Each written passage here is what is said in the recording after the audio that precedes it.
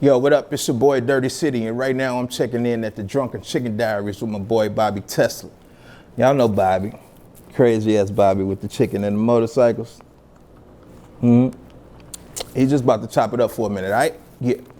What's up, everybody? Welcome back to another edition of Drunken Chicken Diaries with your boy Bobby Tesla. I got my man City Spud here tonight, and we're gonna do something that we've never done before. We never sat down and interviewed each other, and we both got some really interesting stories to our lives that we really haven't talked about publicly.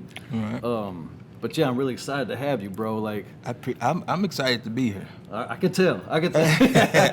You're getting into all the audio and video stuff, and Oh yeah, man. I already know, bro. I do this, so when I walk in here and you got see all this mics and mixers and all of that, I knew you like to shit go with going on. microphones. Yeah, So, that's a nice little. Yeah, man. Before we get into, I want to just shout out my contributors as always. My man Big Stu behind the camera and all the wires and stuff that makes it possible at Big Stu Films. My man Coco from Basement Beats who supplied the music. Shout out Coco. That's my guy. And then this shirt that I got on. If y'all can see this, it says "No, I don't have any chicken on me." My girl Nikki made this. My friend Nikki. Shout out to you, Nikki. But this is a shirt that says, "No, I don't have any chicken." She made this a few weeks ago, but I literally went to Target today, and I had a mask on, my hat, and this girl still said, "Where's my chicken?" I'm like, I don't even know you, but that happens like almost everywhere that I go. So I got this T-shirt, and I said, somebody make this T-shirt for me on Facebook, and she actually made it and brought it up. So, no, I don't have any chicken on me. So if you see me in public, don't ask me for chicken, please. I'm more than just a chicken man, but I understand. You like my food. It's whatever. So, yeah, man, I'm here with City Spud, man, and we're about to do a city shot. Well, he's going to do a city shot, and I want you to introduce yourself if you don't know who this guy is, shit, you've been living in a cave. I mean, yes and no, though, because, a lot of people don't know me. You know what? I don't know. Bro, you slid through one of my kickbacks years ago and had a hoodie on. I'm like, bro, you're famous. People are gonna know who you are. But anyway, so introduce yourself, man. So just so I don't have to be the man doing all the introduction.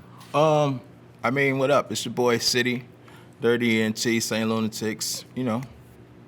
That's that. That's that? I mean, yeah. So come on, man! Don't downplay yourself, bro. I mean, I was just introducing myself. Okay. All right. Well, we're gonna get into a lot of details and shit, man. But make yourself one of these city shots, because a city shot is tequila and Red Bull. You do shots of vodka? Like who does shots of vodka? I don't know. I'm a thug. What kind of thing is that? I thought you did shots of tequila. You can shoot whatever you want, bro. Here's some of the Patron. Tequila, Do your thing, man. I just started with Tito. That's kind of, man. This is all me. This is the second one. Listen, I only drink on Sundays. I fucks with the Tito's. No carb. Yeah, they make it sound so good for you. You know what I mean? There's no carb. Listen, at this stage of our lives, we gotta watch all that no shit. Carb. Somebody telling me right now, make sure you suck in. All right, cheers, bro. All right, thanks for coming through. All right, so let's dig in, man. First of all, that shit is nasty. Yeah, well, it gets the job done. So if you guys have any questions, I'm going to take some questions from you guys. What's up to the Ticks? We need y'all together. We're going to dig into that a little bit. They're always together. But, yeah, man, City Spud. So what up? Not too many people call you by your real name, but you have your real name on Facebook, so it's not like a big secret, Lavelle. Right. But how did you get the name City Spud? Is that something that you gave yourself or what? You know what? Yeah, it's the corniest shit ever. I'm here for it. This is in high school, right? So what high school? U City. Of course. Well, like middle school, high school, we had this group. It was a group of us. It was like me, Murph, T Love's little brother, we called him Mickey Mouse at the time, right. Goldie, a couple other people, and so everybody had to have a name. Okay. Right. The name of the group was like the POS. It's like Pimps of St. Louis. All right. Right. And y'all was like 13, 14. Yeah, so the corniest shit, your name had to be something, so I was like, Spud. Because you're short? No. I mean, but it worked. It's crazy because I was short. You're a shorter guy. You're not like a midget. I fucking love any kind of potato. But Spud actually meant like specialize in pimping you dames. Okay. Like, all right. I mean, it's corny, but it, yeah, whatever. yeah, cool. It has a meaning to it. Yeah. Right. So that was that, and then the city came from, I think it was either Leezy or might have been Leezy or Mo, one of them. If I'm not mistaken, it was Leezy. Gave me the name City. I think it was because we're from the county. You know what I'm saying? U City, St. Louis County. We're from the county. But he was like, my attitude was like I was from the city. All right. So that's where the city came from. And so those of y'all that don't know, Leezy is Ali, and Mo is Nelly. So right. That's just, if you're close to either one of those guys, that's just kind of what you call them. Mm-hmm. But I mean, we might refer to Nelly on the show as Nelly because people might not know when we say Mo. Okay, they might think I'm talking about they little cousin Mo or some shit like that. Yeah. So like, how did Mo become Mo? Like how did that become a thing, and when? When you say how did Mo become Mo, which how did people start calling him Mo? I was gone. All right. I don't know. I thought it had something to do. A lot of people said it was Moses or from Moses because he led us through the, you know what I'm saying, and all that. And it just stuck. And it just stuck. And then some people said it was because St.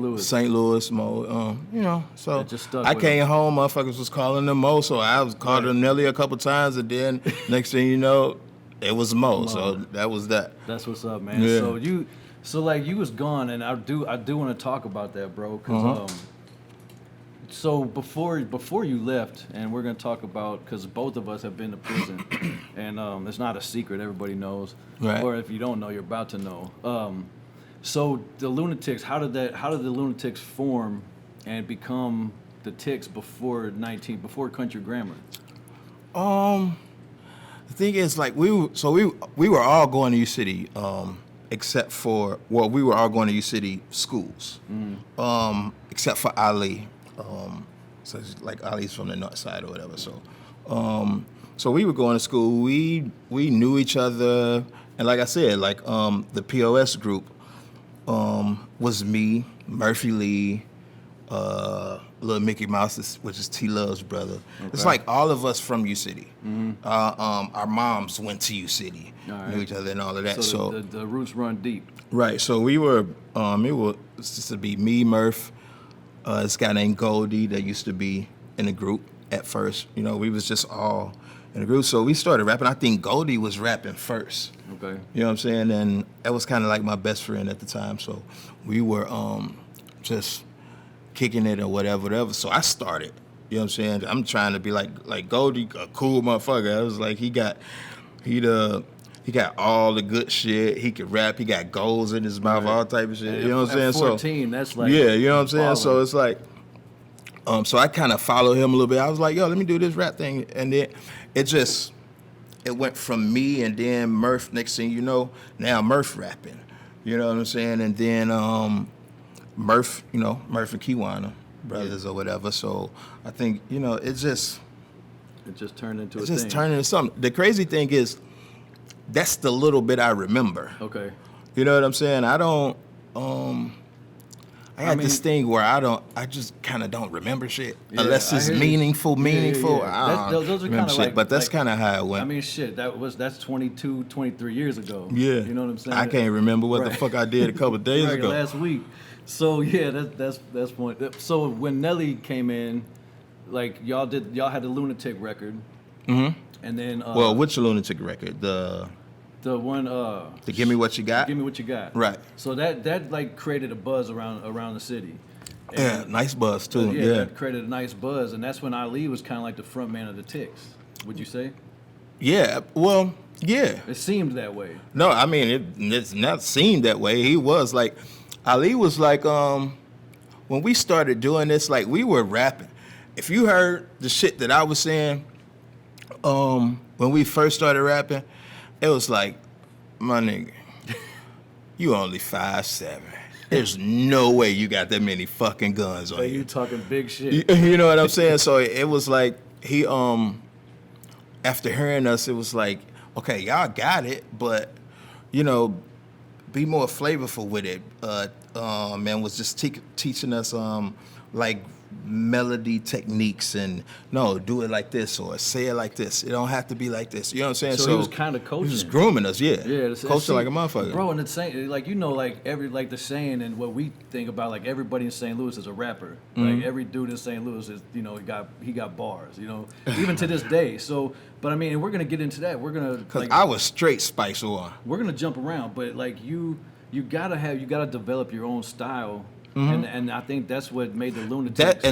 That's what he helped us do. And that's what made the Ticks do what they did. I mean, yeah, that's what he helped us do because like I just said, you would have swore I was Spice One's little brother. Spice, that's my guy though. That was my cat though. You know what I'm saying? But you would have swore I was Spice One's little brother. So you was a Spice One fan. That's where remember City Streets? That song City Streets, man. Yes. God damn. That's one of my favorites. 187 proof. Yeah. Yeah. Hey, that used to bang in my homeboy's Cutlass back in the day. So yeah, so then he grew in business like, So he polished everybody. He polished all of it. Yeah, definitely. And that's what's up, man. So I mean, and it needed that because nowadays you fast forward 20 years, and rappers won't even take constructive criticism, let alone having somebody like try to mold them. Or right. Tell them, and Ali being a visionary that he is, right? It actually worked, and the St. Lunatics created a fucking worldwide style trend, Yeah. And like with the baggy clothes and the jerseys and the dreads, and that shit used to be big in the motherfucker. Yeah, bro. I mean the clothes, everybody was wearing like 4X. No matter how big you was, you had a 4X on. Yeah, and, but the crazy thing, you have a 4X on, or your waist is a 32, but you wearing a 44, but you still wearing the belt like you in a 32. So that motherfucker is bunched up, but it's cool because the t-shirt gonna hang longer than that motherfucker. And then that you got some crazy forces on, but like that. Yeah. But back then the style, that's just what it was, man. And it came from when it happened. So in Country Grammar, I want to talk about your production because you produced a couple tracks on that record, right? I mean, I know you did. I did like 4. I did on the Country Grammar. Yeah. I did like I did Greed, Hate, and Envy, Thicky Thick Girl, Loving Me, Never Let Them See You Sweat, and Loving Me. And I mean, I love that song. And then you were on a couple. You were on Ride with one of the most. Right. The most on Ride with Me. Ride with Me. And so your verse, your verse is hard, man. I remember the whole thing. I know all the lyrics to it. But yeah, I mean that was a crazy era. And so how did you get into making beats? Were you like cool with J.E. and going to Saints and shit? No. So at some point, we did like a showcase or something like that, and that's when D2 got interested in us or whatever, and so we did whatever situation with them, and then started being in the studio at Saints. Yeah. So we get up there, and now we're up here, and shout out to Saints. That was a skating rink back in the day. Yeah, and it's this white kid up there with tall white kid, nerdy, shaggy hair, with fatigue out, and which happened to be J.E. So it was just like we just clicked. When me and J.E. met each other, we clicked. You know what I'm saying? It was just like that. We clicked like a motherfucker, and he was like doing beats and fucking with the MPC and fucking with drums, and then I played drums, like the drum set. Yeah. So that's kind of what got me into, at that point, making beats like that. He kind of started showing me how to work the MPC or whatever. That was once we got up there anyway. Because I've played around on the MPC and I thought that shit was easy. Because I just see the buttons like you just tap them. Yeah, when you don't know what the fuck some of those words mean, you like, what the fuck? I was in the studio with Jay and I was like, let me play around. So I'm hitting the shit, and like to see him do it, it's just like, it's like speaking a whole nother language, but he just makes it look so easy. I'm like, I could do that. Man, it was terrible. But yeah, so just seeing J.E. doing that, and so between seeing J.E. and working at MPC, and then at the same time, somehow we had bought a keyboard, like a ASR 10. It was like the old sampler or whatever. Yeah, but that's like and then like we used to sit around. Me and Lisa used to sit around in my mama's living room, and he was showing me how to work that motherfucker, how to work samples and this and that. So between with me already playing drums and all of that, and then getting with J.E. and then the shit that Lizzie was teaching me, because Lizzie was older. He had already had a deal before, you know what I'm saying, and all of that, and so and it just went from there. So that's what's up, man. And I mean, you created a lot of magic. I mean, with Country Grammar and the input that you had on the record. I mean, I guess I don't want to get into it too deep, but like you end up catching the case and wrong place, wrong time type of situation. At least that's what I'm under the impression. Yeah. And you had to go sit down for 9. Was it 9 years? 8. Yeah, 8.5, 9. Yeah. So how was it? And I know that you get asked this a lot, but it hasn't really been talked about like on a show or a real interview that I've seen. Like, because I haven't done any. But go ahead. Well, I actually want to know this for myself because I haven't personally asked you. And what did it feel like seeing like being gone? Because you left right before Country Grammar took off. Yeah, it's crazy because while we were recording the album, I was flying back and forth from St. Louis to New York, going back and forth to court. And all of that. So we ended up finishing the album, went back and forth a couple times for court, and got home. Then a couple months later, about a month and a half later, I got sentenced. So we finished the album in like August, September, or something like that, like September. Like late September, I think it was like late September. I ended up getting sentenced in November. So before that even hit the airwaves, you was gone. Yeah, before it even came out, I was gone. Yeah. So Country Grammar became like one of the most, the biggest selling records of Nelly's career, and I mean the record just went diamond like a year or two ago. Shout out to J.E. and Nelly for that. And you and Lee and I was wondering if you. But I'm just saying, right. I mean, like everybody that had their hand in on it, like that's a classic record, like Reasonable Doubt. You know what I mean? Like it'll always be around. So you're sitting down, and I mean, I know what it feels like to get locked up and be in prison. So I couldn't imagine like being on the, having to sit down and watching all this shit happen. Like it just. Yeah. I mean, Country Grammar went from like, a local song to like boom, it's nationwide. Right. And then it hit the airwaves and Jay Leno and all these. Shit went crazy. It was crazy, and you couldn't do shit. No. So I mean, did you? How did you deal with that? It was it was bittersweet. It was like you deal with it, but you deal with it just like you would deal with anything else. Like there's no blueprint how you would deal with that. It's like you deal with it just like, fuck, if this cup spilled over, how I'm gonna deal with that? You know what I'm saying? You deal with it when you come. And it was just like, it was shitty. But you was happy. Yeah, you know what I'm saying?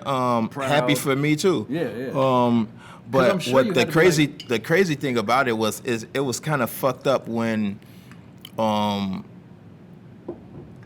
music has been your passion for so long, and like one of the main, like as far as the Ticks, like music wasn't the initial, like when we first all got together and we clicked up, we were just friends. Like music wasn't everybody's passion. Right.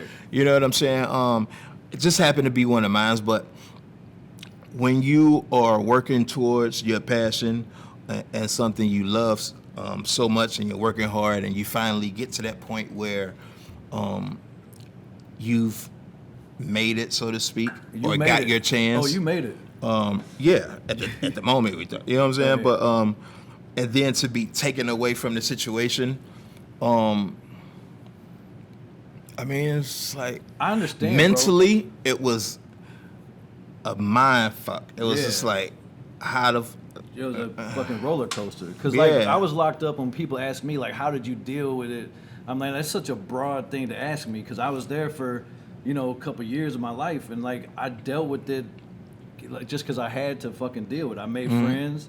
I walked the track. We made food. All the prison shit that you would do, the politics and whatever. You just rode your bid, and you couldn't really concentrate on what was happening on the outside. And that's one of the things too. Like, I really couldn't. I tripped off of it at certain times.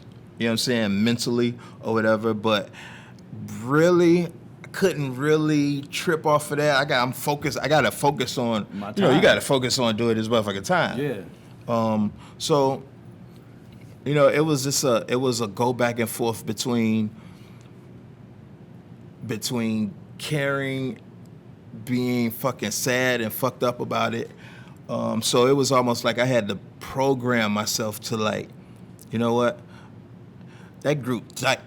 That group is tight. So now I placed myself as a fan. Yeah. You know what I'm saying? I had to detach myself from that.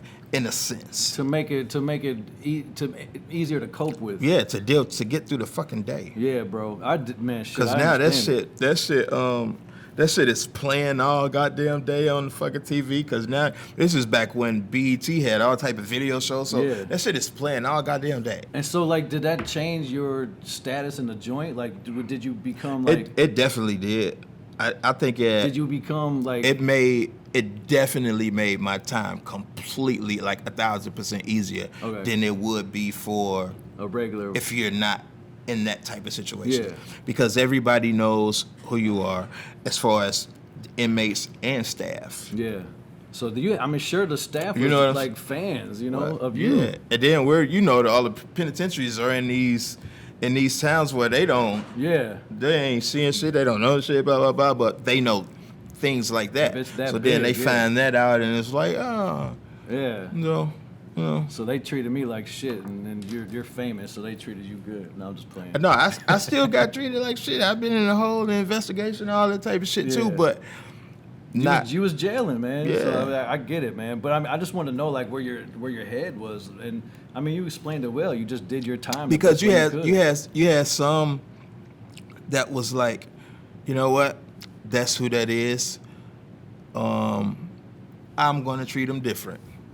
You know what I'm saying? But then you had others that were like, that's who that is, and I'm not. Yeah. Fuck him. Yeah. You know what I'm saying? You got equally like haters and congratulators. Mm-hmm. And definitely in the joint, that's shit. I mean, that's hard to deal with. So I mean, I'm sure it added it made your time a little bit easier to do, but it also added another complicated level to it. Yes and no. Well, because you were battling inside, like I can't be out there with my guys. I gotta sit down and do this shit. Yeah, but that's the mental part of it. That's something that nobody knows tripping off of. Yeah. That's something that I'm dealing with. And as far as just like with inmates, like it wasn't oh fuck that nigga, he think he blah blah blah. No, you couldn't be that way with me because I'm just a regular downright cool motherfucker. Yeah. So if you don't fuck with me or you don't like me, you fucked up. Right. Yeah, I get it. You know what I'm saying? It's hard to not like you, man. I don't carry myself in. You know what I'm saying? I swear I'm the most humblest motherfucker. And you're always cheesing and cracking jokes about something, man. So. Yeah. And then you get the serious face, and then you get to laughing and shit. And that's just me fucking with you. Yeah. You know what I'm saying? I'm just like I'm a laugh and joke, and then I'm gonna look serious like, yo, you fucking laughed at that? Yeah. It really wasn't supposed to be funny. Now you're making me now you're like, yeah, and then I'm laughing at you again, like, you know what I'm saying? So it's I get it, man. So yeah, I mean, prison is what it is, bro. Like I lived through that shit. You're never really gonna know how I'm feeling. Yeah. Or if I'm serious or not.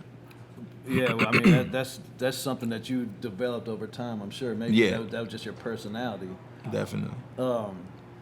So I did want to ask you before we get off the prison shit because I don't want to spend this time talking about the joint. Did you get visitors? Did Nelly come to visit you? Did Murph? Did they come? No. Did you tell them not to? Well, as far as the group, no. And I'm glad they didn't. You know what I'm saying? Because I'm already dealing with it mentally. And then for a motherfucker to come up and for me to see you and then see you come in and then see you leave. Yeah. It's like, nah, I don't want that. So the fact that shit was so crazy and you were so busy, you know what I'm saying? It just worked out. So I used Wally and Yomi that was doing the vocal. Yeah, I'm gonna talk about him in a minute. You know, they had they would come up all the time. Them were, you know, those was my go-tos when it came to visits. As far as the crew was concerned, I dealt with them. That's what's and, up. And that was cool. So like, yeah, I mean, towards like I said, the last few months of my bid, like I just told my family, like don't come visit me, because like every time. Wow, how'd you do that? Because fuck that. I'm getting a visit anytime. Yeah, even when you I can have 2 weeks left, and you come see me. It made my time harder, bro. Like when every time I had a visit, I would come back from the visiting place and go back to the unit, and the whole day was fucked up. Like I was depressed, I was sad. I would go lay in my bunk and just feel some type of way. For me, it was like that in the beginning. All right. But once you get in this routine and you start jailing, man, visit it gets you through the day.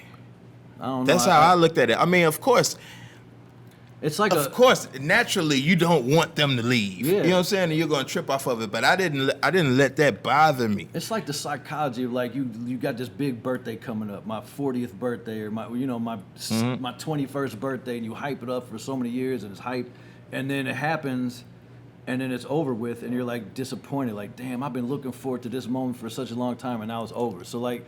When my last 6 months that I was gone, I just kind of like just told my family, my mom, my dad, whatever, just to like not they didn't need to come visit me because I'll be home in 6 months, and just because I just wanted to do my time and get out of there.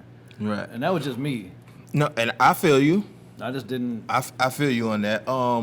With me, it was more like once I got to jailing,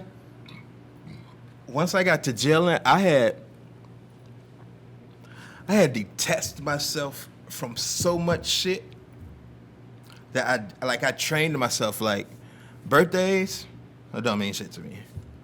Now or holidays, no. Listen. So when I was there and I'm jailing, birthdays, I trained myself what birthdays didn't mean shit to me.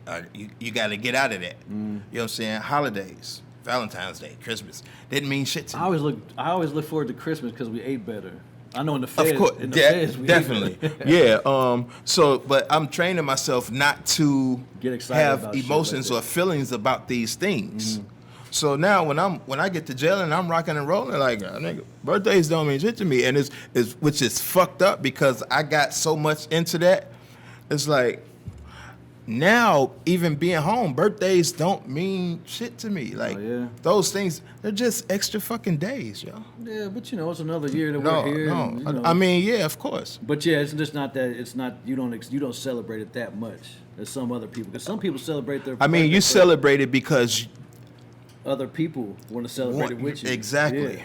Yeah. But some people celebrate their birthday for a whole fucking month. That shit irritates the fuck out of me. But whatever. It's my birthday month. It's my birthday month. Like, man, I'm not even excited. I'll go out to dinner with my family and call it a day. But, whatever. That's what that is. I still, now, don't get it twisted. I do things for my birthday and people's birthdays and all of that. But, and this is a fucked up thing about me. And this is a weird fucked up thing about me. And but it's just one of those things that's me. Like, if me and you can be fucking best friends. And we met 10 years ago and whatever, and you tell me your birthday. Bruh. I'm so there with it. I'm not going to remember your birthday until it's probably like a week before, and you're like, my birthday Friday. Yeah. Okay. Well, I don't. It's a fucked up thing about me, and it's a weird thing about me. I mean, some people would say it's fucked up, but if it's your kid or your girl or your mom or I'm sure you remember those. Yeah. You remember but shit, to remember everybody's, like, it's hard to remember. I know yours is in the fall, September or some shit, October. August. Only because I saw it on social media. Right. how's everybody supposed to know that?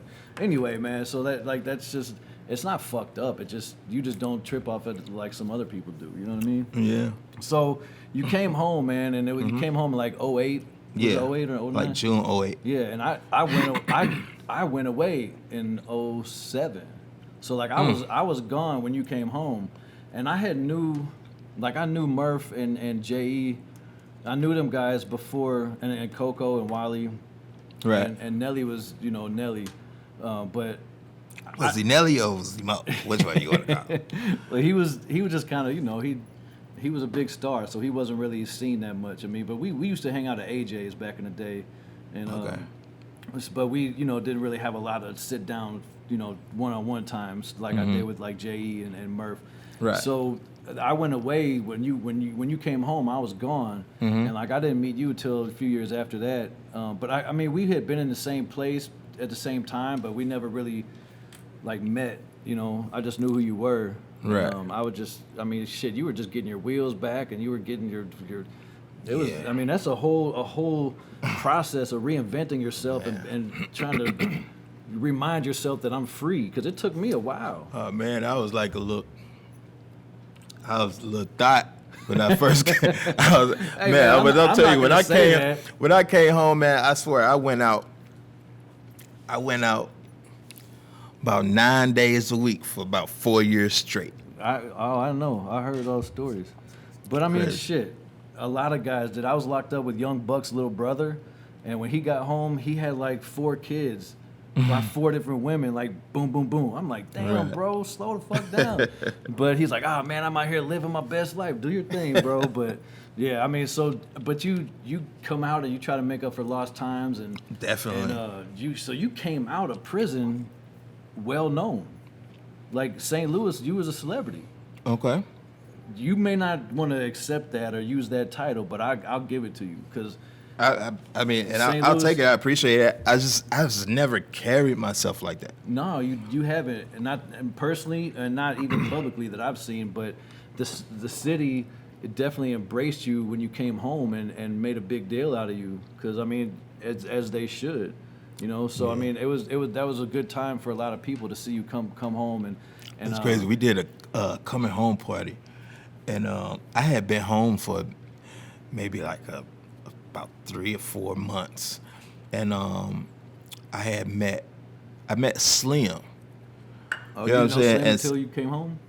I didn't know Slim. Okay. Yeah, I didn't know Slim till I came home, and he talked me into doing this coming home party, and I was like, all right, cool. I didn't think it was going to be. I was like, all right, but cool. You want to pay me to do it? We're going to split the door, and you going to pay me, blah, blah, blah, cool. Whatever. But I thought it was just going to be cool. Where was it? And was it Lush down on Washington, across the street from the... Gus's? No, Where across Gus the used street to from be? the Loft. Okay. Oh yeah, it was his club at the time. Yeah. Yeah. And when I say we pulled up to that motherfucker, man. Who'd you come with? Who did I ride down there with? I rode down there with somebody. It was just the whole crew. It was me, I think it was me, PB, Murph, or something like. It was just a gang of us. Shout out to PB. I want to have him on the show, man. That's my homie. Man. I Yeah. love that guy. So So we pull up to that motherfucker, and I was like, yo, so it sits on the corner. Yeah. Yo, when I say this motherfucker line was wrapped around the motherfucking corner, I was like, yo, you got to be fucking kidding me. Bro. And that shit was crazy. Did it hit you? It was like, damn, like. I know. The first thing I started thinking was like, okay, cool. He gonna give me that, and we splitting the door. Cool. There it So is. you automatically saw dollars.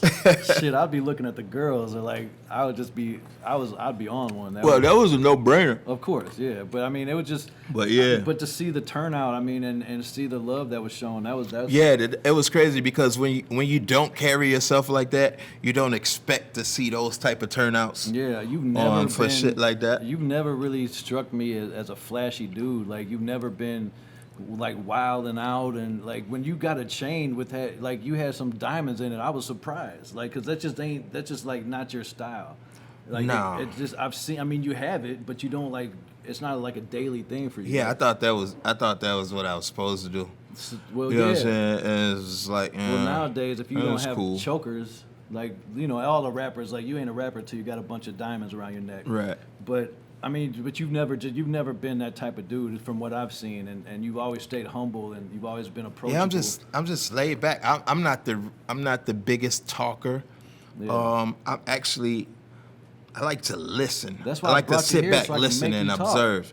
Yeah, I mean, I'll talk on this motherfucker, and if I have to, I don't want to be sitting here looking silly. And it's like, oh, this motherfucker ain't talking about shit. Why you got him on this? Man, I brought you here to talk, man. But yeah, I mean, I'll talk. But if I had my choice, you know what I'm saying, I would sit back and listen. I like to listen because a lot of people that I'm coming in contact with are completely different from me or into different things. So to learn some of those things, I like to just sit back and observe and listen.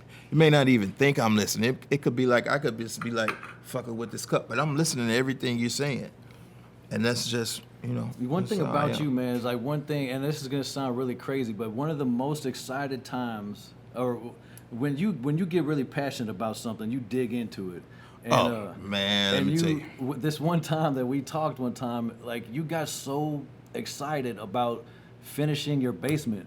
Do you remember that? Like you was like, man, I'm a carpenter now, man. I'm framing the walls and I'm doing this. Like and the look on your face. Let me tell you, yo. So you had me want to come help you. I'm sitting in my I was sitting laying across the bed and I had my laptop and I'm on YouTube. I'm watching the battles, URL battles. I was watching like some Hitman Holla shit and I was watching some Verb shit because they had some shit coming on going on and I was just watching the battle. So I'm watching the battle. One of the battles went off, and I went to the kitchen. I got up, went to the kitchen, came back, grabbed some of the drinks, snacks, and shit like that. And I came back, and it was fucking like on something else. It had went to like drywall. So I'm watching. I'm like, yo, what the fuck is this? So I'm watching it, and it's like, yeah. Then you got interested. I'm looking, and next thing you know, I'm all in the motherfucker's basement. My girl at the time, which is my wife now, I'll walk in her basement because I'm at her house. And I walk in the basement. Now I'm just walking around the whole fucking house, like looking like what the fuck can I do? What the fuck can I do? So I ended up building a family room, 2 custom bedrooms, and But you were really... Shit was crazy. I'm talking about, then I got now my fucking favorite fucking store is Home Depot and Menards. Yeah, man. I remembered you coming in and talking. We were talking one time. Crazy. You're like, man, I'm on this shit. I'm just remodeling shit. I'm building walls, and I'm like, now I'm talking about, I'm going to everybody's house like, yo, what's going on? Your basement finished? What you need done? Oh man, and you know how to do that. That's good, and you're self-taught. Obviously, I'm sure people might have helped you out, but YouTube gonna teach you everything. And I say a lot of the time, bro, like Google is your mother and YouTube is your father. Because growing up in a traditional household, you ask your mom a million questions and she gives you the answers. You ask your dad how to do something, he shows you how to do it. Well, nowadays, you don't even need your parents. You good on YouTube. You just like put that shit in the search bar and it's gonna tell you. And it'll tell you could build a damn car, you could build a house, you remodeled all kinds of shit and build rooms and all that shit. So like I remember that story. That's just one thing that sticks out about me is seeing your passion for remodeling and shit. Yeah. And then another thing that sticks out is when, and this is funny as shit. Maybe it's funnier to me than it is to you. It probably is. I know it is. So we were at J.E.'s house shooting a video for Overdose. Murphy Lee and it was produced by Tony, what's the DJ name? Tony DJ why is it drawing a blank right now? You know who I'm talking about? Who produced that? It was J.E. and Tony, but Tony's DJ name was he was a DJ at the Pepper Lounge. It makes me want to pull out my phone. Yeah. Damn, shout out to my boy Tony. I forgot your DJ name, but I'm going to find it. I'm going to drop it like right here, Stu, at like minute 45. I'm going to get his name. Caustic. It wasn't Caustic. You sure? No, it wasn't Caustic. Pull up your Instagram. I don't know, bro. How we going to go to Instagram? We don't know my first name. Like, anyway. You sure it wasn't Caustic? No, it wasn't Caustic. No, it couldn't have been Caustic. I'm gonna go off live. I think it was. Cause that's the only DJ out. That's the only. I only know Caustic that DJ down at Nah, bro. Pepper Like Lounge. it had to be shit. I don't even know how to find him on it. Except Anyway, unless Caustic or Artie J. and it wasn't Artie. DJing at Pepper Lounge. It wasn't Artie. At that time, anyway.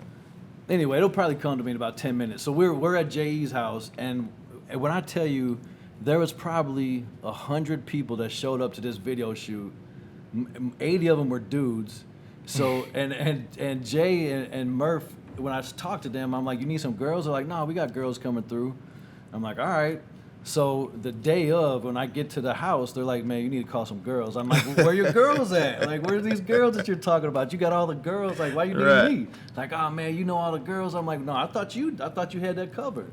So bro, every last female that was in that video was a friend of mine. Oh really? Yeah, all those girls. So okay. So the funny part was, one of my friends threw up on Kiwan, but that has nothing to do with you.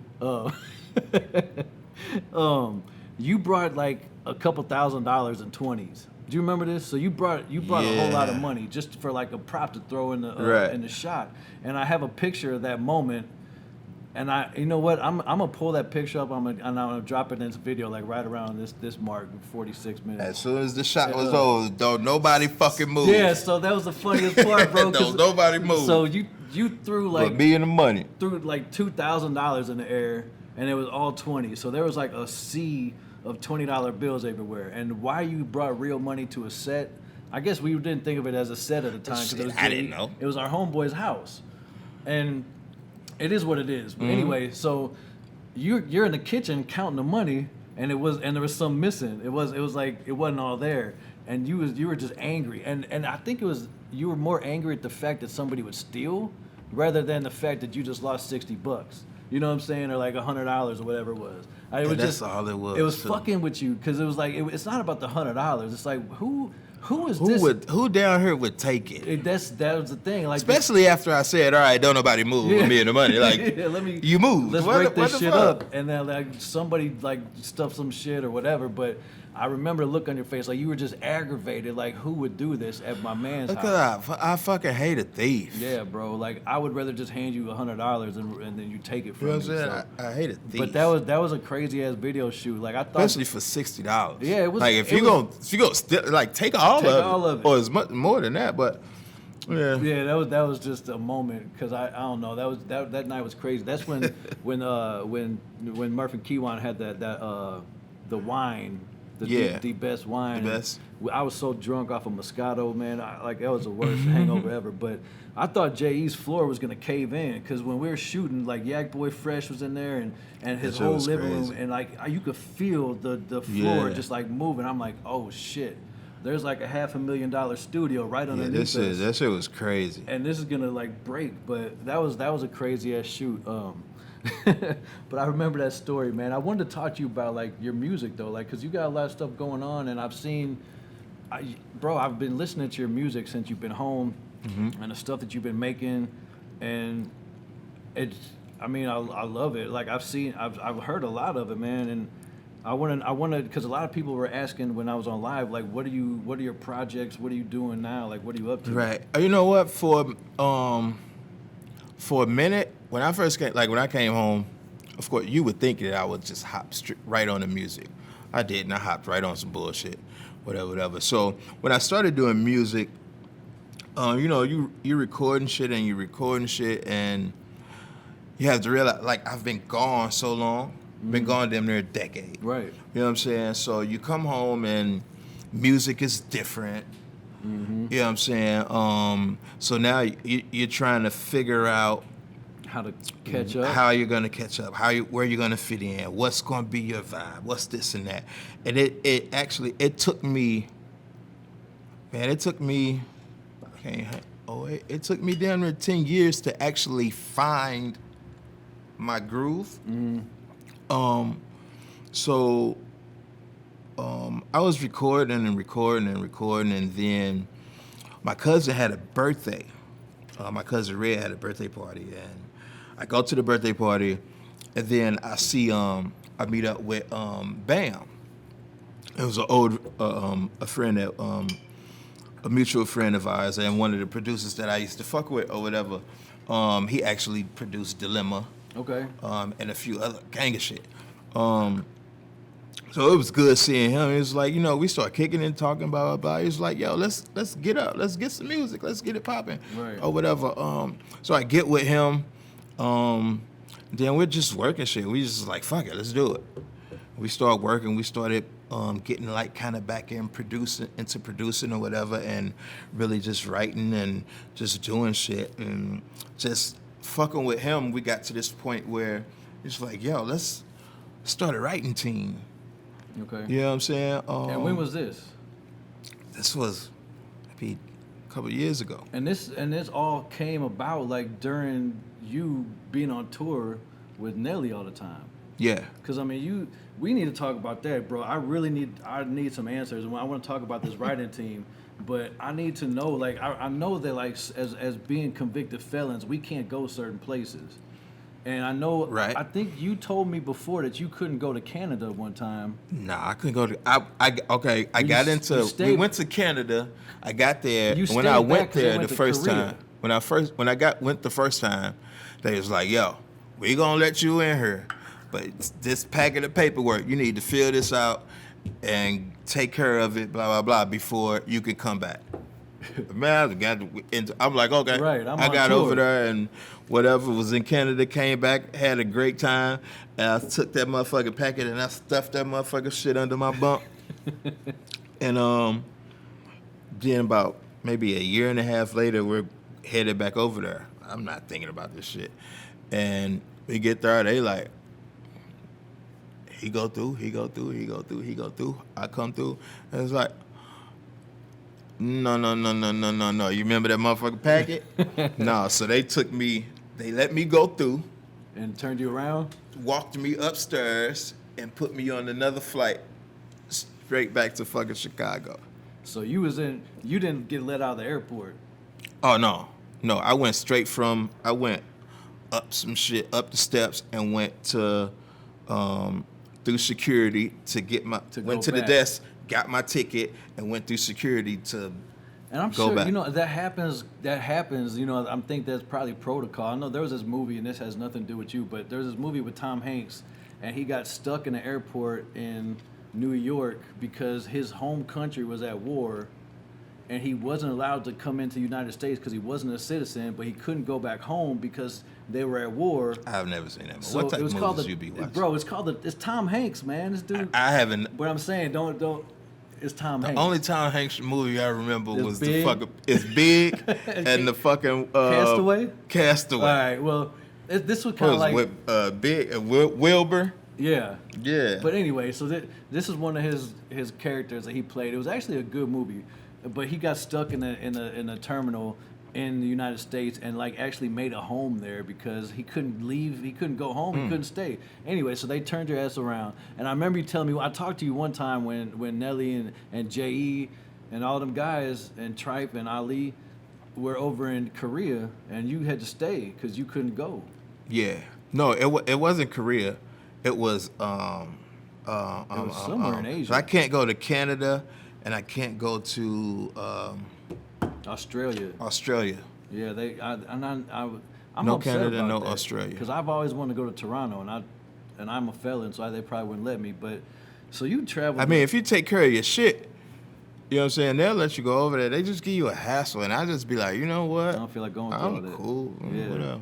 But I mean, bro, like what people don't know, and people watching this show like may not know, is that you've been on stage in front of 20, 30,000 people or more, like at one time. Mm-hmm. Like, I mean, how the fuck does that feel, bro? Like, I can't even describe. I talked in front of like 600 people one time and got nervous. You get.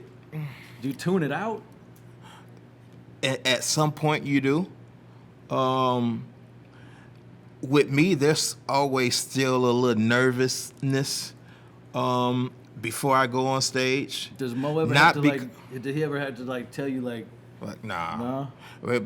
When we do a show, he might be over there getting his shit together. I'm over here. And you don't see him until once the go up you know, only thing I'm really tripping off of is when we're making that way out. I don't trip over no fucking chord going or this, you know what I'm saying, shit like that. As far as performing, and once we get out there, nigga, we go out there and be jamming. You know, that's the easy part. Right. You know what I'm saying? I just think that, I mean, like all the cities that you've been to and like the traveling, and Vegas is like a second home to y'all. And cause Nelly's got what, he got like a contract with Dre's or something?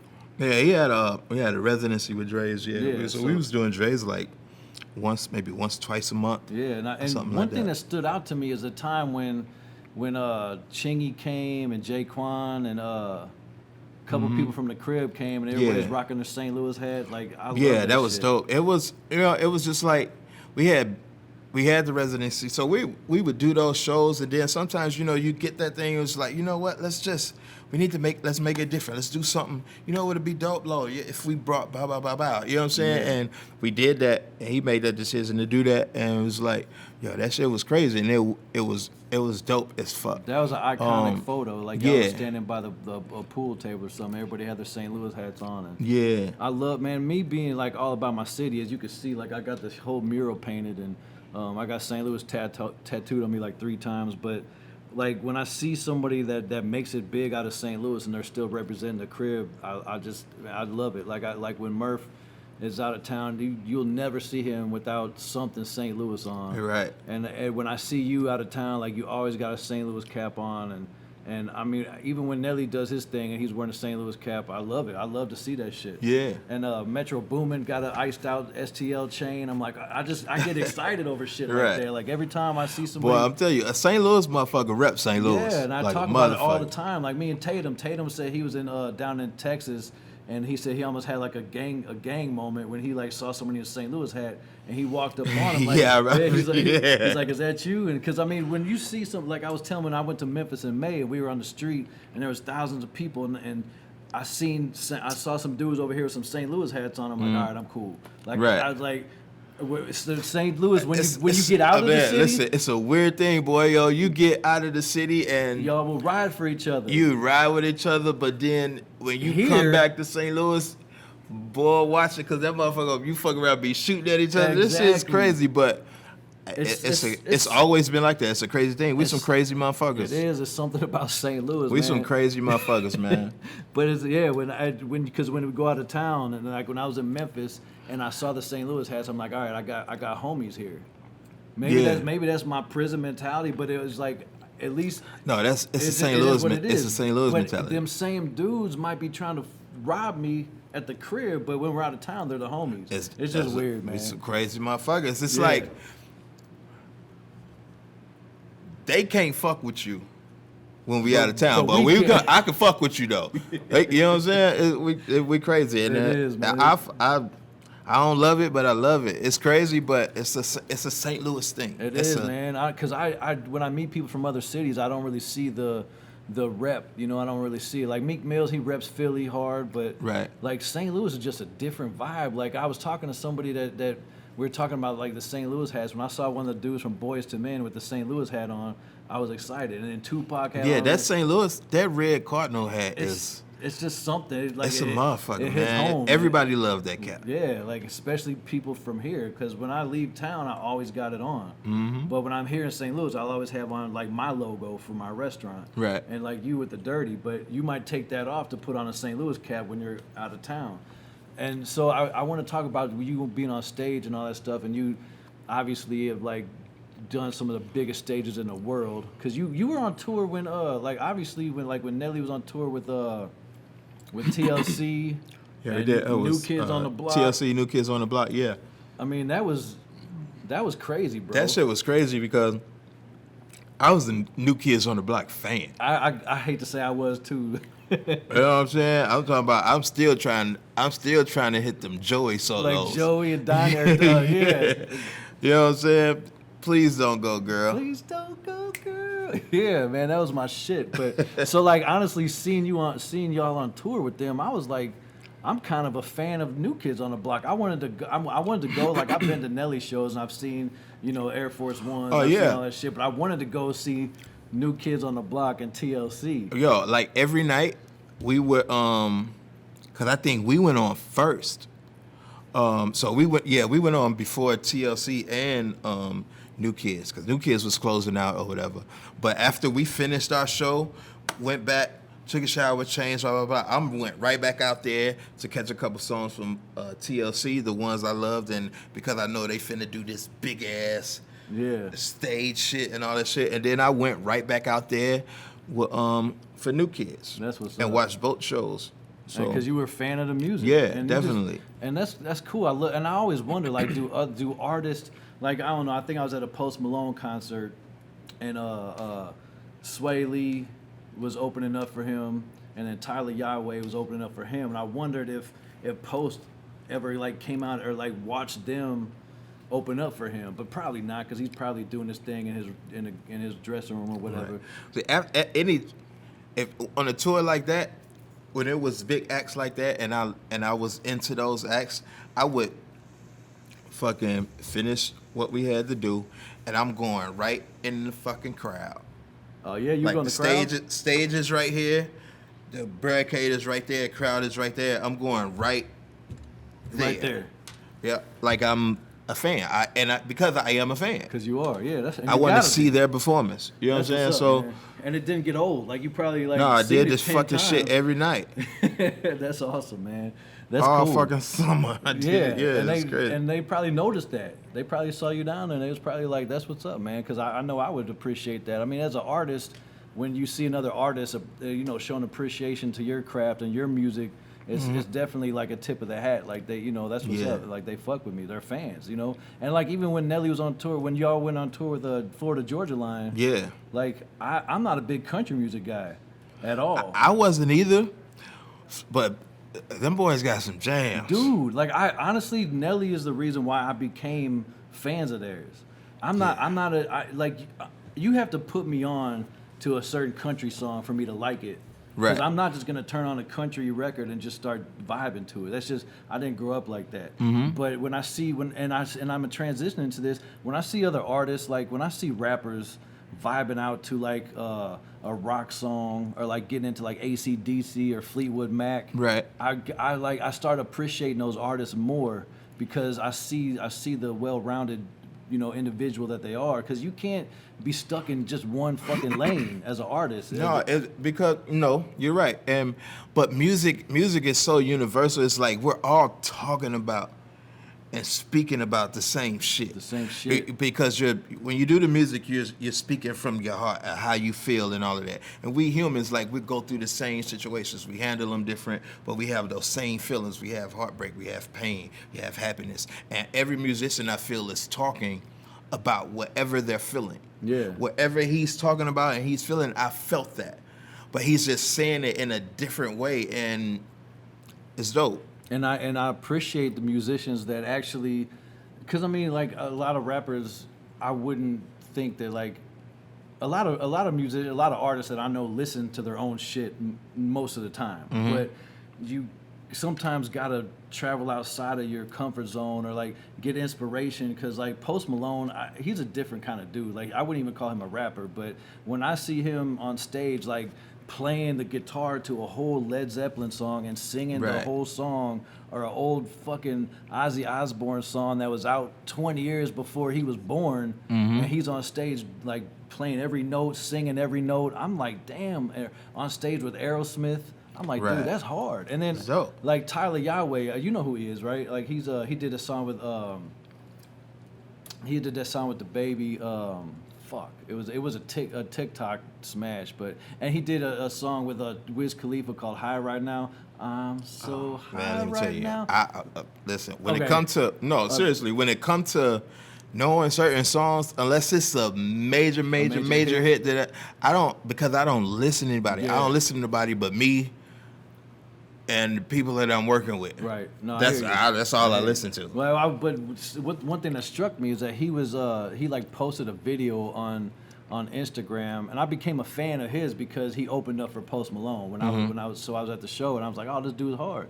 So I started listening to him, and then I saw him listening to Fleetwood Mac, and some shit that I would never expect this kid to listen to. He was vibing to, knew all the words, and it just made me just like have more of an appreciation for the guy because he opened up his mind, and it wasn't just stuck in just I'm gonna make trap music, I'm gonna make hood bangers, I'm gonna listen to whatever like strikes me. So when Nelly was like on tour with Florida Georgia Line, I'm like, what is Florida Georgia Line? I didn't even know what they was, and then so and then Nelly did the song with them, and that shit was crazy too. Cruise. Yep. And I play that in the restaurant all the time. So like, and that made me a fan of theirs. But see, as country as they are, they're hip, man. Them dudes are kind of hip. Yeah. Yeah. I noticed that because I will see them talk and I see the interaction with you guys, and it's like we're country boys. That's what I'm saying. Like we're all doing the same thing. I see you're saying they're hip. They're hip. I think everybody's hip. We all going through the same shit. Yeah. We all live in the same world, the same life. You understand what's going on and all that shit. And yeah, they hip as fuck. It was just cool, and I think they bought they dope. I used to watch their show, and I was like, yo, they got some motherfucking jams. They do, and they'll turn you into a fan. I'm sure you're a fan now. Yep. I'm sure you listen to their music. Crazy. I was one of their songs that they were singing on that tour, and that tour was what, maybe 4 or 5 years, maybe 4 years ago. I was walking around. Where the fuck was I? I was just at CBC. My youngest son, they had like the welcome party or whatever, and I was walking around the hallway singing a fucking a verse of their song. No, I just knew like a couple lines of the hook or whatever. But and I just stuck in your head. It was stuck in my head. I was walking through the CBC hallways and shit. And that was the last thing you expected. But when you get exposed to certain shit and you become a fan of it. And I appreciate artists like J.E.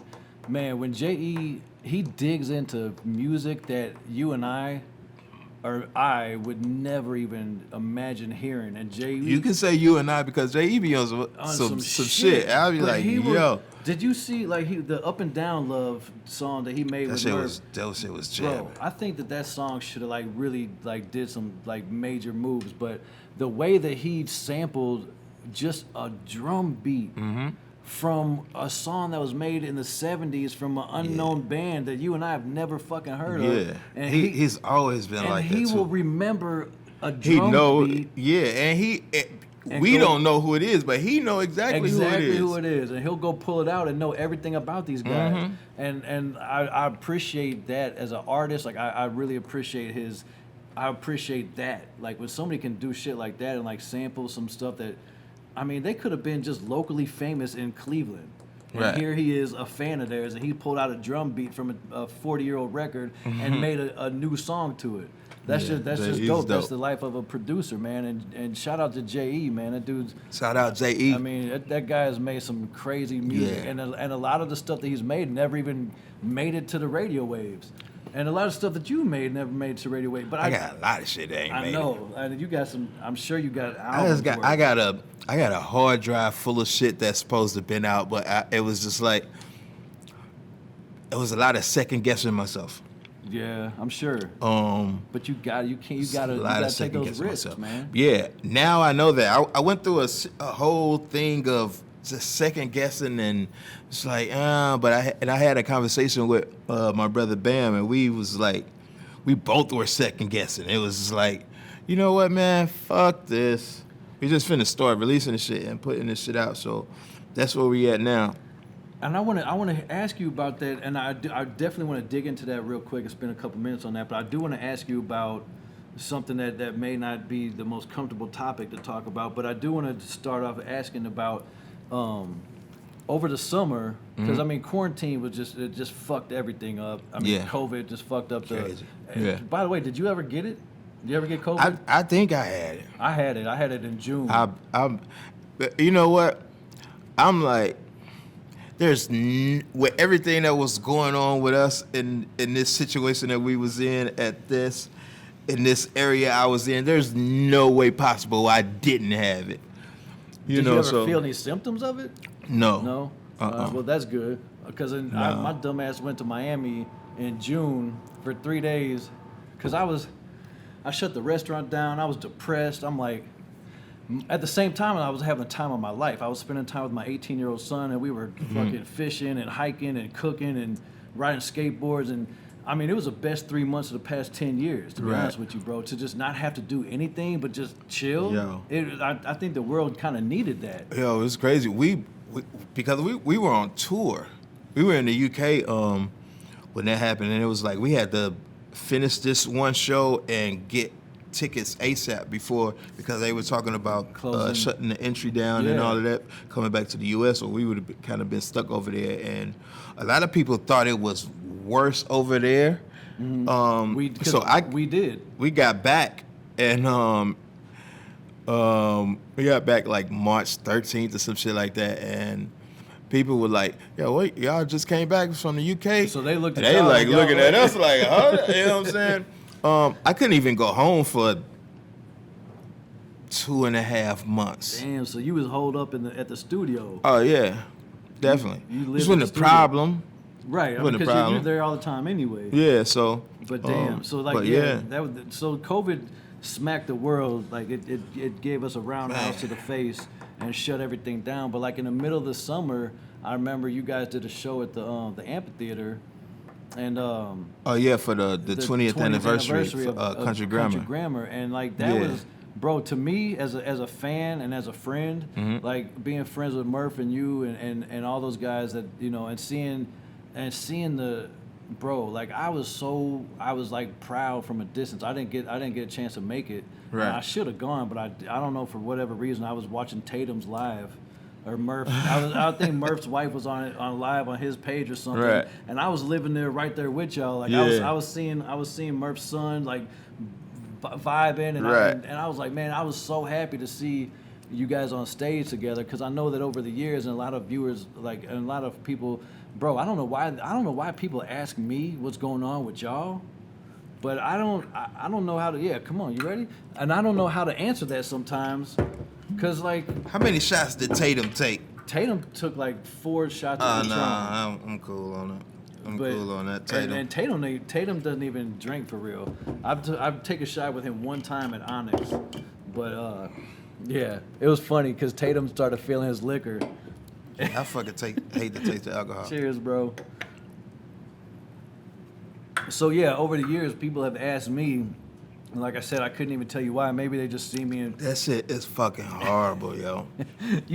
Don't bring the fucking Patron. Yo, get some 42 or some shit like that, man. That shit is fucking horrible. Look, if you can't find something, but everybody love that table, shit. I don't know why. That shit is fucking horrible, man. You don't see me drinking that shit, but I drink. I mean, this ain't no better. I hate to taste the alcohol too, but it's crazy. I've been drinking since COVID started. I want to ask you about that too. I do, but I really want to ask this question. Like, and I'm not gonna get into all the divisions and personal shit with the Lunatics and who I mean, with the family, you're always gonna have feuds.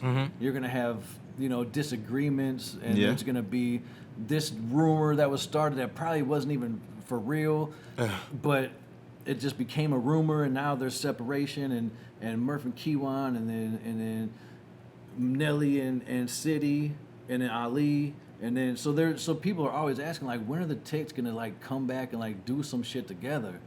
And it's a question that a lot of people have. A lot of times I have the same question, but when I talk to Kiwan, he has a different version.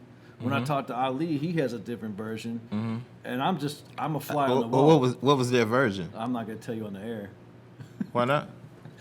All right. Well, but you would ask me. But no, I'm not gonna ask you on the air. But I'm just saying, there's a lot. Okay, well, shit. Something happened. I don't know, man. I think like Kiwan made a comment a few years back about Ali not paying enough attention to somebody that y'all fucked with that died or that was like on drugs or something from U City, and I don't know. It was just honestly, bro. It was like probably a 5-minute conversation that just. We were playing cards at J.E.'s house, and I just heard this shit. And I mean, I'm not one to speak on it because I don't know. I don't even know what the fuck. It probably wasn't even nothing because everybody has their own version. So whatever. For whatever reason, there was divisions. You know what I'm saying? Like, and I'm not gonna. ask because I mean everybody has their own version of it. But when y'all got on stage together, it seemed organic. It seemed like it was like a happy vibe when Slow was there and you and Yeah, and everybody was everybody. But yeah, Ali. everybody was there. Lizzie didn't do that. Did that show. So Like, how did that feel? Like, did you did you have excitement? Were you excited for it? I was. Because I know that you and the one thing about you, bro, is that I was excited and I was excited and I was a little nervous too. I was excited because it was like for whatever reasons the separation Right. was, you know what I'm saying, what's going on, to come back for the 20th anniversary of something that we came together and did, you know what I'm saying? Yeah. And That was a monumental moment, bro. yeah, and it was like, fuck the separation. This situation is bigger than That's kind whatever. Of, yeah.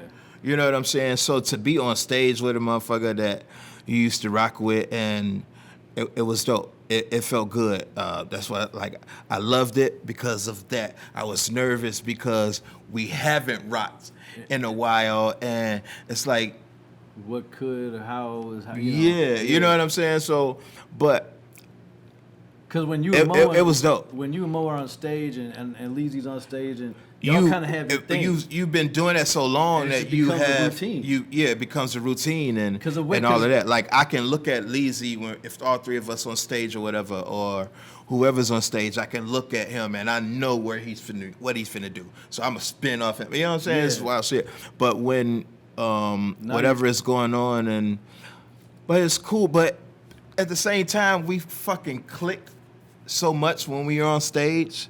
It's like, okay, what you nervous for real? Because y'all always click when you're on stage. This is Yeah. what we do. So, And at but the it was end dope. of the day, I mean, y'all are family, and the family ties run deep, and it's always going to be love no matter what. At least that's what I think. And I mean, I know that you've stayed neutral in a lot of situations where you've been, you've rocked with this guy, and I've seen you, So I mean, you've always been a chill, and you don't like to be in the middle of no shit, Nah, I don't like to be in the middle of bullshit. Yeah. I don't mind being in the middle of shit if it's some shit, but I don't like being in the middle of bullshit and shit that I don't know what the fuck. You know? Right, because I mean, it's just like, man, I don't want to be in that shit. So like when I saw everybody on stage, I was really excited about that. I was really happy, and it just it was like a personal moment for me when It I was saw dope. it. Like, People loved it too. dude, I think It that was shit, dope. and I really want it to happen again. I don't know how y'all can work that shit out, but it's probably ain't up to you. But I just think that would be a cool thing to see, Yeah, So- you think so? I do. I think that there's a lot of people out there that would love to see that. I'm sure. Yeah, I love to see it. So, with that, let that be what it is, man. So we'll talk about the music industry now that you're, Right. and like I said about people digging into different genres and St. Louis rappers or rappers nowadays, like they all sound alike to me. And a lot of people will say like a lot of rappers sound. You know what? I don't know why. I don't believe that. So I don't believe that. I think people that, and this is just my opinion, I think people that don't do music feel that way. feel that way. If when you do music, you know he don't sound like him. I mean, it's similarities. Yes, there's similarities with anything. You fucking that barbecue chicken tastes like that barbecue chicken. Yeah. Sometimes it's fucking barbecue chicken. Right. Well, we're talking about like certain parts of like let's say like Atlanta rap or like the Migos and Future and those guys, but that's like a different category. I haven't heard anybody that sounds like Migos. No, I haven't either. The only person I've heard that sounds similar like that is I think when what's the guy from New York? I think they were saying like he sounded like Future. The dude that did that made song Panda. Yeah. That guy, he sounded just like Future, and it was like he was biting Future's whole style. But I think so. Well, all right. I mean, there's a lot of these little rappers that I don't know. Like, I mean, I could like Pooh Shiesty and G Herbo. Like, I don't even. If they walked in here right now, I wouldn't know who they were. You know what? For a minute, me either. I got hip to them I get hip to them from my son, and then a lot of the My son's a lot of 18. the younger rappers that I've been working with have been working with them motherfuckers, so they kind of put me on and all that shit. It was like I don't. As a 41-year-old dude, like I wouldn't you know. 41, bro? I'm 41. You're 45. I'm not 45. You're 35. Yeah. All right. No, I'm not 35. I'm 37, but That's what's up, man. But I get a lot of honestly I get put on by a lot of music from my 18-year-old son. I wouldn't be a Trippie Redd fan if it wasn't for him. Like there's a lot of people that I don't know why Trippie Redd dope. Dope as fuck, but I didn't know about it. I just didn't like his name when I first heard about him. I'm like, Trippie Redd. Right. And then I saw dude, I'm like, this guy?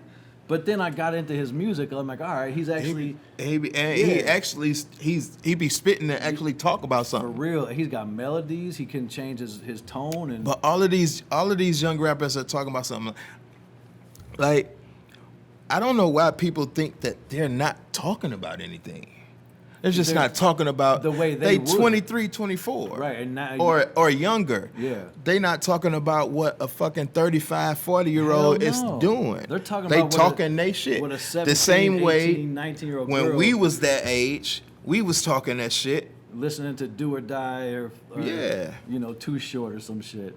They saying some shit. They are for sure. So They just saying that shit or what they're going through. So now that okay, so moving forward, and I want to ask you this: like moving on as an artist, producer, manager, writer, what are you gonna contribute, and what is your lane gonna be? Like, what are you working on, and how are you gonna do something different to catch an audience, a younger audience, because that's who really buys records. At least I think, or streams. I'm not doing a specific thing to catch something. What we do, like I said, I got with my team, Scarlet Writers, Kelly and Bam. We dope as fuck. We do us. And they did that song on J.E. shit. record. Yeah, we did that shit. The Bad Girl. The Bad Girl record. Yeah. Hey man, that's like my we shit. do us. We don't follow no trend. We don't do this. We do us. If you listen to the records that we do and the vibes that we have, you haven't heard them before ever. And that's what's needed, And so you need to create an audience for that. And how do you have a plan of attack? Do you have a plan to get that out there and push them? Yeah, we figuring it out now. We just getting these motherfucking records done. Okay. Now.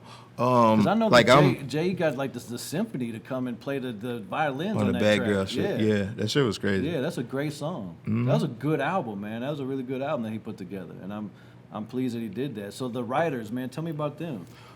That's my brother and my sister.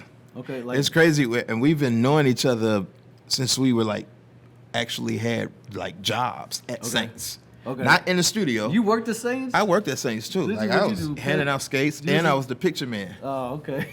I was the picture man. I handed out skates. But yeah, I don't think Bam actually worked at Saints, but me and Kelly worked at Saints or whatever. Okay, But so we all met each other y'all at go Saints. back 20, 30 years.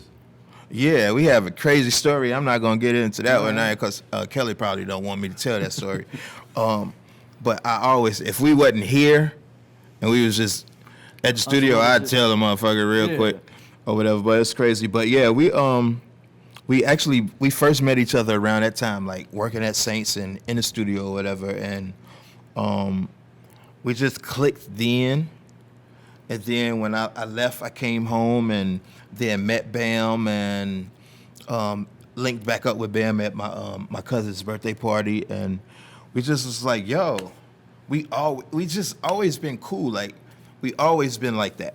And you've noticed some creative vibes, and y'all get to vibing and shit creatively. They get the vibe, we get the vibing, and our vibe together. Stupid. It needs to be seen, bro, and you know that. We working on it. Don't get it twisted. We working on it. I'm here for it. I want to see it. It's gonna be crazy. So what angle are you going at? Is it music writing? Is it short films? Well, this music is definitely music, but we do everything together. So it's we put this writing team together, and we was like, you know what? It was just a writing team. You know what? instead of just me seeing it, I got them here. Shit, they bring just them pulled on. up. Bring them on.